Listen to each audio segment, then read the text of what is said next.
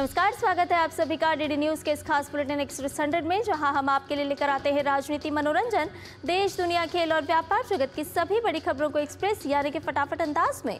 आपके साथ मैं हूं संध्या शर्मा। तो देखिए खबरें तेज रफ्तार से। महाकुंभ की सफलता से प्रधानमंत्री नरेंद्र मोदी बेहद अभिभूत हैं। पीएम ने लिखा, महाकुंभ संपन्न हुआ, एकता का महायज्ञ संपन्न हुआ।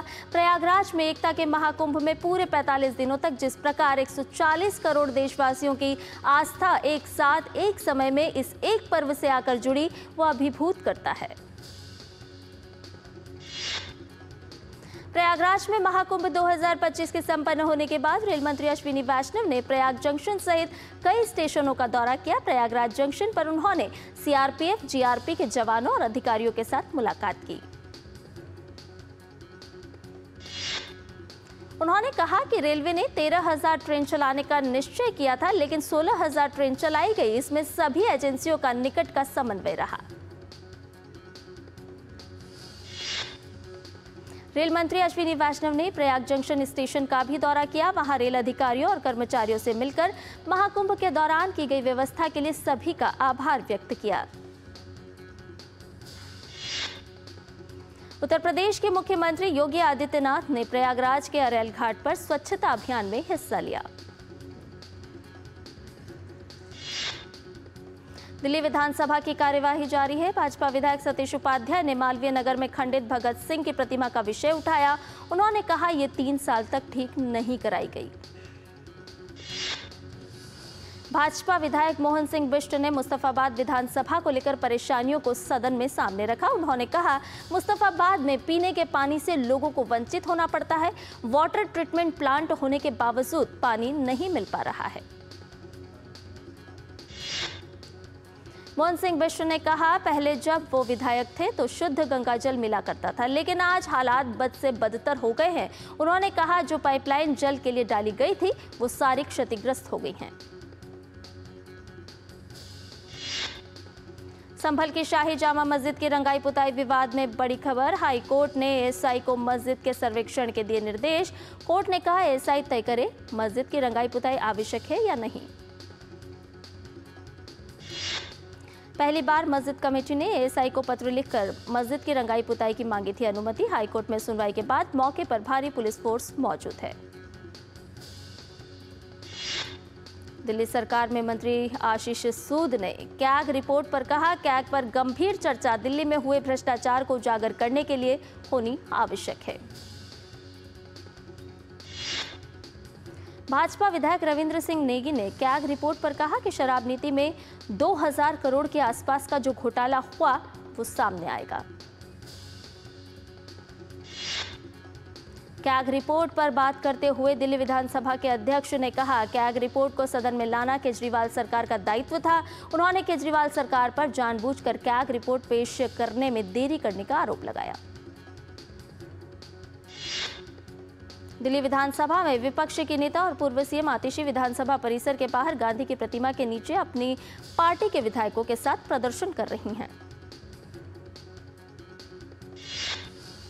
आतिशी ने कहा, पुलिस अधिकारी कह रहे हैं कि आप विधायक विधानसभा से निलंबित हैं, इसलिए उन्हें विधानसभा परिसर में घुसने नहीं दिया जाएगा। उन्होंने कहा, यह अलोकतांत्रिक और असंवैधानिक है। दिल्ली के लोक निर्माण विभाग मंत्री प्रवेश वर्मा ने आज विभाग के अधिकारियों के साथ डिफेंस कॉलोनी का दौरा किया। उन्होंने पीडब्ल्यूडी विभाग के तहत चल रहे निर्माण कार्यों का निरीक्षण किया। तेलंगाना में Srisailam left bank canal SLBC सुरंग में फंसे 8 श्रमिकों को बचाने के लिए बचाव दल का प्रयास जारी है। अब तक सुरंग में फंसे लोगों से संपर्क नहीं हो पाया है। तेलंगाना के सिंचाई मंत्री एन उत्तम कुमार रेड्डी ने बताया कि बचाव अभियान में तेजी लाने के लिए ठोस कार्य योजना बनाई गई है। मजदूरों तक पहुंचने के लिए वैकल्पिक मार्ग खोजने के साथ जल निकासी में तेजी लाने के लिए उन्नत मशीनरी का उपयोग शामिल है। पुणे के स्वारगेट बस स्टैंड पर खड़ी बस में एक 26 वर्षीय महिला से दुष्कर्म की वारदात ने पूरे महाराष्ट्र को दहला दिया है। पुलिस ने सीसीटीवी फुटेज की मदद से आरोपी की पहचान 36 साल के दत्तात्रेय रामदास गाड़े के रूप में की है। पुलिस के अनुसार गाड़ी के खिलाफ पहले भी चोरी और चैन स्नैचिंग के मामले दर्ज हैं। फिलहाल पुणे पुलिस ने आरोपी को दबोचने के लिए कई टीमें गठित की हैं और डॉग स्क्वाड की मदद ली जा रही है। महाराष्ट्र के मुख्यमंत्री देवेंद्र फडणवीस ने पुणे के पुलिस कमिश्नर से बात करके पूरी घटना की जानकारी ली और आरोपी की जल्द से जल्द पकड़ने को कहा। डिप्टी सीएम अजित पवार ने आरोपी के लिए फांसी की सजा की मांग उठाई। पुणे पुलिस ने स्वारगेट बस अड्डा पर राज्य परिवहन की एक बस के अंदर 26 वर्षीय महिला से बलात्कार करने के आरोपी कुख्यात बदमाश की गिरफ्तारी में मदद के लिए सूचना देने वाले को 1 लाख रुपए का इनाम देने की घोषणा की है। सूरत में शिव शक्ति बाजार में कल सुबह एक कपड़ा दुकान में आग लग गई। 24 घंटे बीतने के बाद भी फायर ब्रिगेड की टीम आग पर काबू पाने की कोशिश कर रही है। आसमान में दूर से धुएं का गुबार नजर आ रहा है। 4 मंजिला कपड़ा बाजार में कल सुबह 24 घंटे से भी कम समय में दूसरी बार भीषण आग लग गई। एक अधिकारी ने बताया कि स्थिति को नियंत्रण में लाने के लिए तेजी से काम किया जा रहा है। गंभीर अपराध के मामले में दोषी करार दिए गए लोगों को चुनाव लड़ने के लिए आजीवन प्रतिबंधित करने की मांग वाली जनहित याचिका पर केंद्र ने अपने जवाब में कहा है कि 6 साल के लिए अयोग्य घोषित करने का मौजूदा प्रावधान पर्याप्त है। राष्ट्रपति द्रौपदी मुर्मू आज से गुजरात के दौरे पर हैं। राष्ट्रपति ने स्टैच्यू ऑफ यूनिटी का दौरा किया। राष्ट्रपति अहमदाबाद में राष्ट्रीय डिजाइन संस्थान के 44वें दीक्षांत समारोह में भाग लेंगी। अपने दौरे के दौरान राष्ट्रपति केवड़िया में आरोग्य वन के साथ सरदार सरोवर बांध का भी दौरा करेंगी।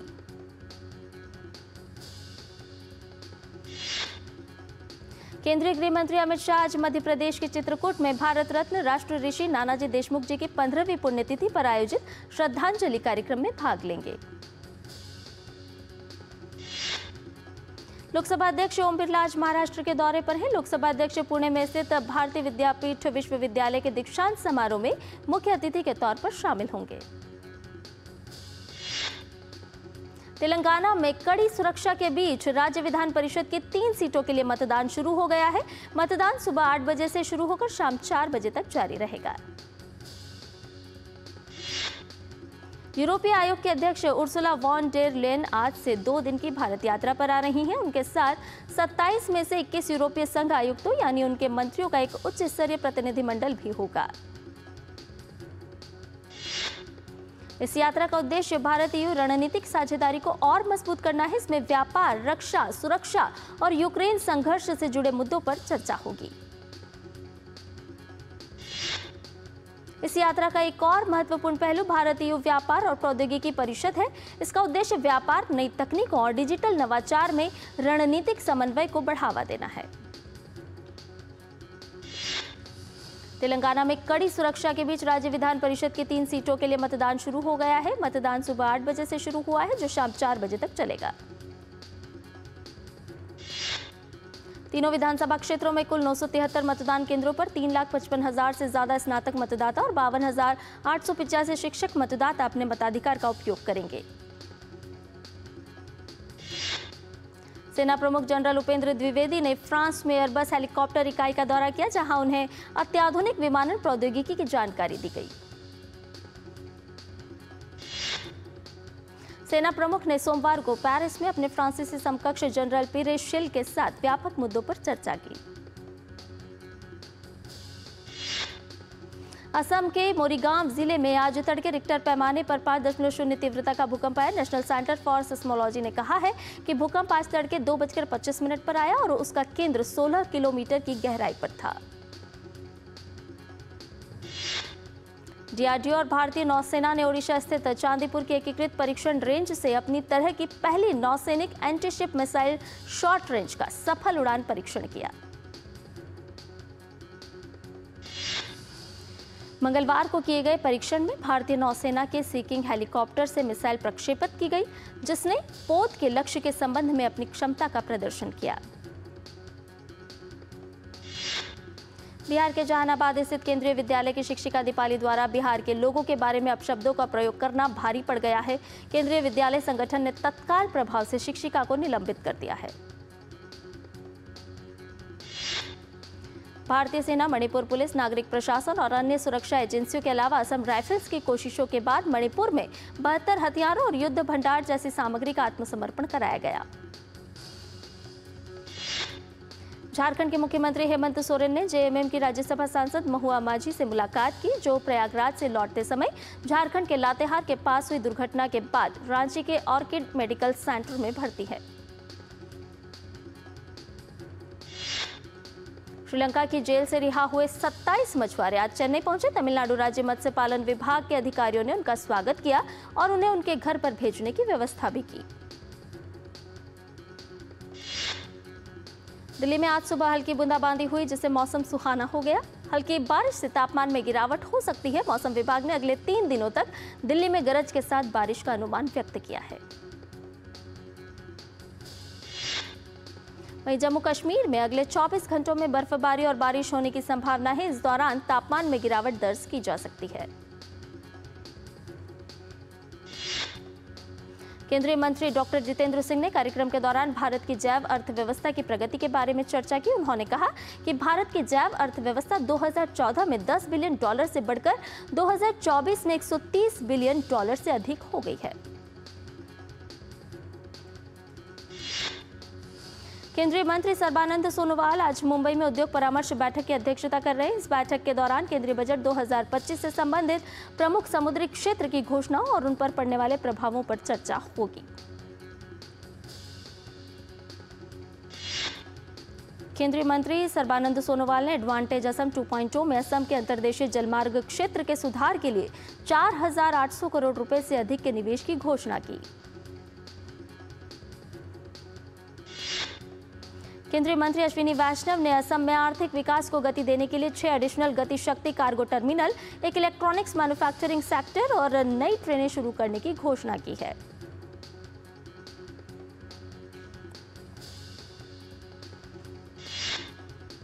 और बुलेटिन में फिलहाल रुक रहे एक छोटे से ब्रेक के लिए जल्द हाजिर होंगे। जब धरती चीर कर निकलता है लोहे का पत्थर और मिलता है मोंगिया के जोश से, फिर तपता है, पिघलता है और बनता है फौलाद।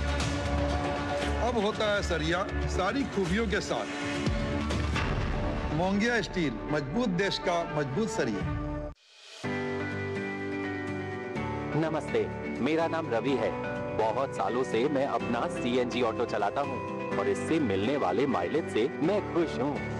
नमस्ते, मैं राजेश हूँ। मैंने कुछ महीने पहले कंप्रेस्ड नेचुरल गैस पर स्विच किया है। सीएनजी कम कीमत पर अधिक फायदा देती है और ये आसानी से उपलब्ध है। सीएनजी एक प्रदूषण रहित ईंधन है।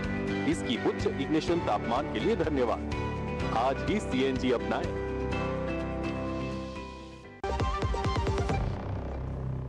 और ब्रेक के बाद एक्सप्रेस 100 में आपका एक बार फिर से स्वागत है। ये बाकी की खबरों को जानें फटाफट अंदाज में। शिक्षा प्रौद्योगिकी कंपनी अपग्रेड ने पढ़ाई और कौशल विकास में नवाचार को बढ़ावा देने के मकसद से 100 करोड़ रुपए से एआई इंक्यूबेटर बनाने का फैसला किया है। सरकार पैन 2.0 के जरिए डुप्लीकेट पैन को पूरी तरह खत्म करना चाहती है। आयकर अधिनियम 1961 के मुताबिक अगर किसी व्यक्ति के नाम पर एक से ज्यादा पैन कार्ड पाए जाते हैं तो उसे क्षेत्रीय कर अधिकारी को सौंपकर रद्द कराना होगा। डीपीआईआईटी ने भारत में नवाचार को बढ़ावा देने, विनिर्माण और फिनटेक स्टार्टअप के विकास में तेजी लाने के लिए पेटीएम के साथ करार किया है। सरकार की किसान क्रेडिट कार्ड पहल इसमें अहम योगदान दे रही है। वित्त मंत्रालय से मिली ताजा जानकारी के मुताबिक किसान क्रेडिट कार्ड योजना के तहत 10 लाख करोड़ रुपए से अधिक की राशि वितरित की जा चुकी है।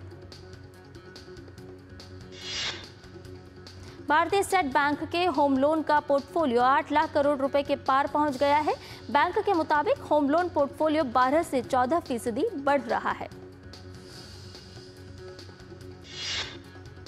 देश में दलहन के उत्पादन को बढ़ावा देने और किसानों को लाभ देने के लिए सरकार ने तुअर यानी कि अरहर की खरीद की समय सीमा 30 दिन बढ़ाने का फैसला किया है।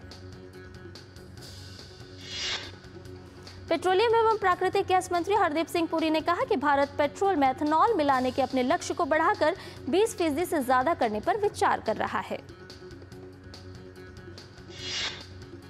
यूरोप के लिए उड़ानें शुरू करने की तैयारियों में जुटी घरेलू एयरलाइंस इंडिगो ने कहा कि वह नॉर्थ अटलांटिक एयरवेज के साथ समझौते के तहत अपने बेड़े में 3 अन्य बोइंग 7879 विमान शामिल करेगी। केंद्र सरकार देश के सभी नागरिकों के लिए यूनिवर्सल पेंशन स्कीम लाने की तैयारी कर रही है। इसमें गैर संगठित क्षेत्र के लोगों को भी शामिल किया जाएगा।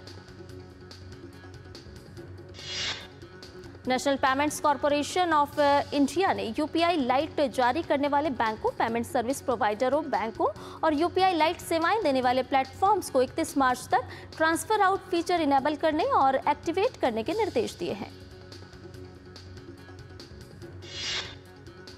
घरेलू शेयर बाजार के बेंचमार्क सूचकांक हरे निशान पर खुले। शुरुआती कारोबार में सेंसेक्स 231.97 अंक चढ़कर 74,834.09 पर पहुंच गया। दूसरी ओर निफ्टी 65.75 अंक मजबूत होकर 22,613.30 पर कारोबार करता दिखा। अमेरिकी राष्ट्रपति डोनाल्ड ट्रंप की पहली कैबिनेट की बैठक में बड़े पैमाने पर सरकारी कर्मचारियों की छंटनी पर जोर दिया गया है।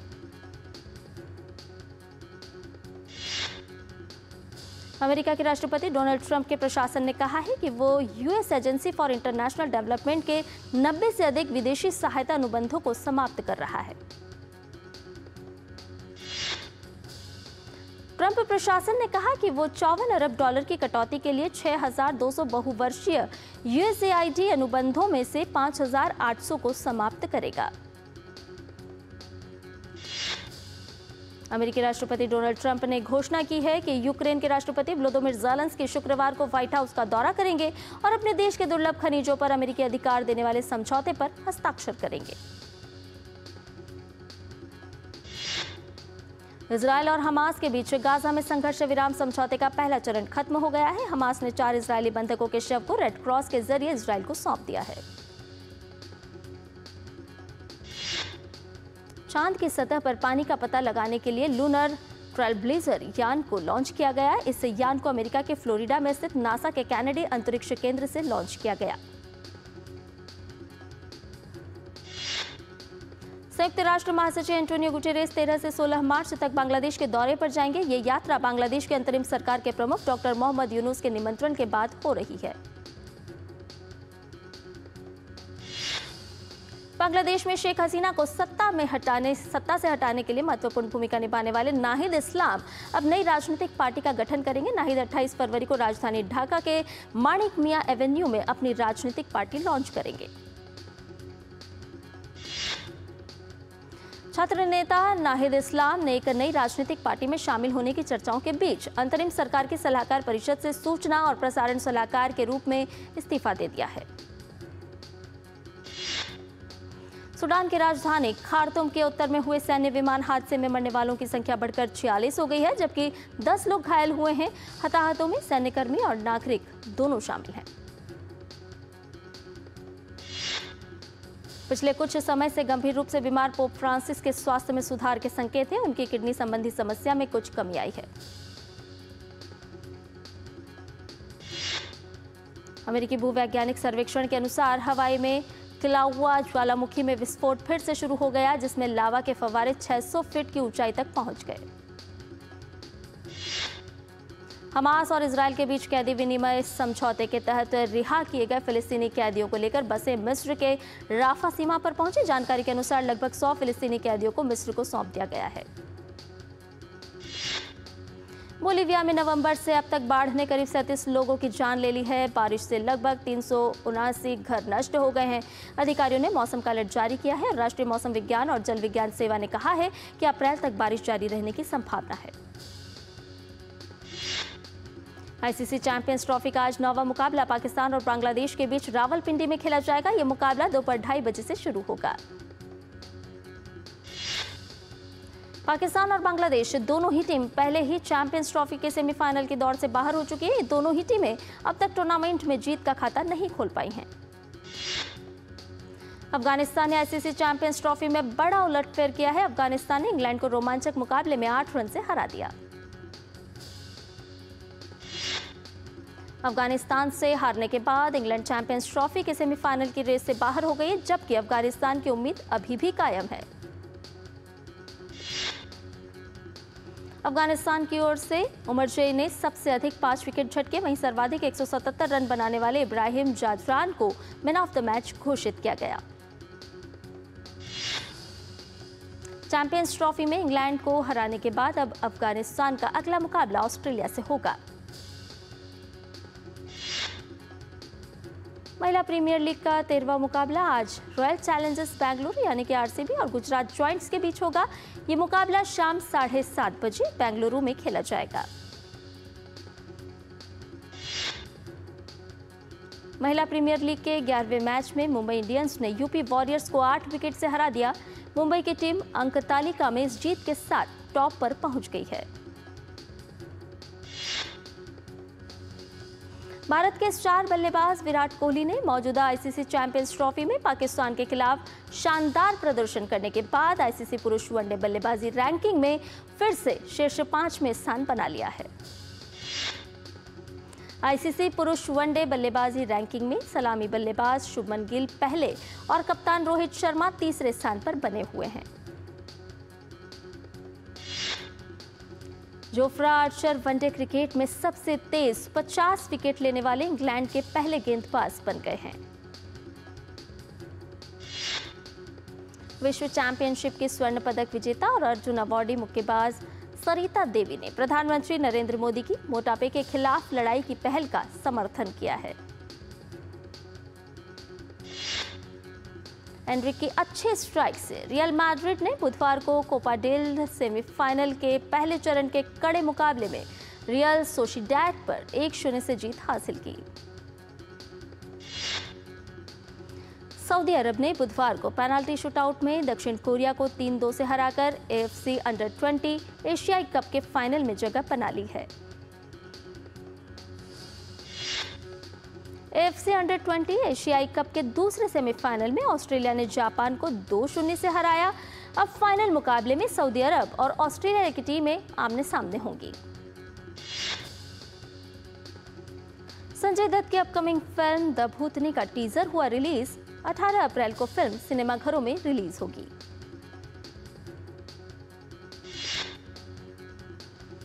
अभिषेक बच्चन और Inayat Verma starrer be happy OTT पर 14 मार्च को स्ट्रीम होगी। रीमा काकती द्वारा निर्देशित सुपर बॉयज ऑफ मालेगांव 28 फरवरी को ओटीटी पर स्ट्रीम होगी।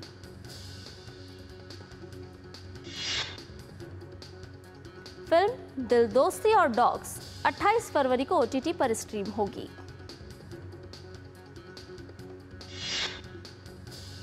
नानी की आगामी फिल्म द पैराडाइज का टीजर 3 मार्च को रिलीज होगा।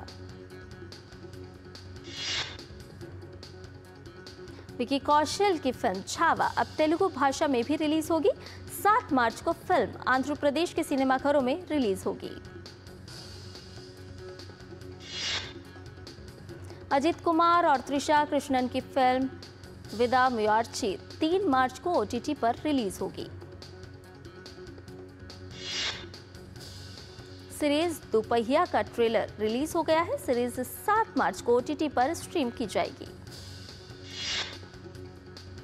जॉन अब्राहम की आगामी फिल्म द डिप्लोमैट अब 14 मार्च को रिलीज होगी। Suspense thriller web series Sujal season 2 28 फरवरी को ओटीटी पर स्ट्रीम होगी।